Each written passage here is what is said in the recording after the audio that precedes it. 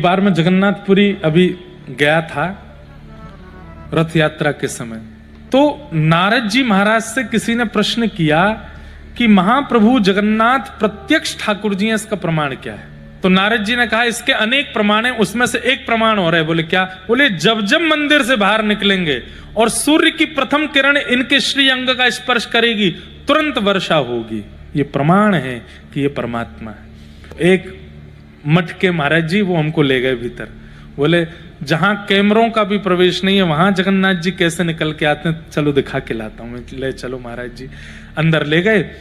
तो जैसे ही ठाकुर जी जो प्रथम बार सूर्य की किरण में आते हैं बाहर, वो समय चल रहा था और मेरे मन में यही बात बार बार चल रही थी कि नारद जी ने प्रमाणित करके कहा है कि जैसे ही वो सूर्य की किरण में आते हैं, प्रथम सूर्य की किरण उनके अंग पर पड़ती है तो कहीं से भी बादल आके बरसते हैं। सुभद्रा जी निकल गई, बलराम जी निकल गए, सुदर्शन जी निकल गए, सब निकल के चले गए। मैंने कि भैया अभी तक तो दूर दूर तक बादलों के नामो निशान नहीं। पसीना आते हैं, इतनी भयंकर गर्मी होती है रथ यात्रा के समय। चिलचिलाती धूप पड़ रही थी आकाश से, हवा भी नहीं चलती।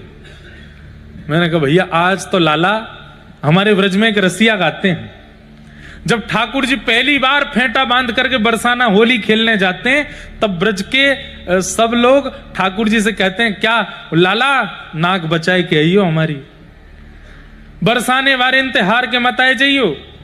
तब ब्रज के लोग एक रसिया गाते हैं, व्रज की तो है लाज मुकुट वारे, व्रज की तो है, व्रज की तो है लाज मुकुट वारे, ब्रज की तो, ब्रज की तो है, हो ब्रज की तो है लाज मुकुट वारे, ब्रज की तो है, ब्रज की तो है लाज मुकुट वारे, ब्रज की तो है। मैं यही रसिया गा रहा था खड़े खड़े। मैंने कहा हे जगन्नाथ जी कहीं तुम बाहर आए और वर्षा नहीं हुई, क्योंकि दूर दूर तक बादल नहीं है। मैंने कि लाला तुम बाहर आओ तो वर्षा होनी चाहिए, नहीं तो हम ब्रजवासी की नाक कट जाएगी। कोई कह जाएगा ये परमात्मा नहीं है, वर्षा नहीं हुई। ये आपको सत्य घटना बता रहे हैं इसी वर्ष की। लेकिन महाराज जैसे ही अपने आंखों देखी घटना, मेरे अभी भी रोंगटे खड़े हो रहे हैं बताने में।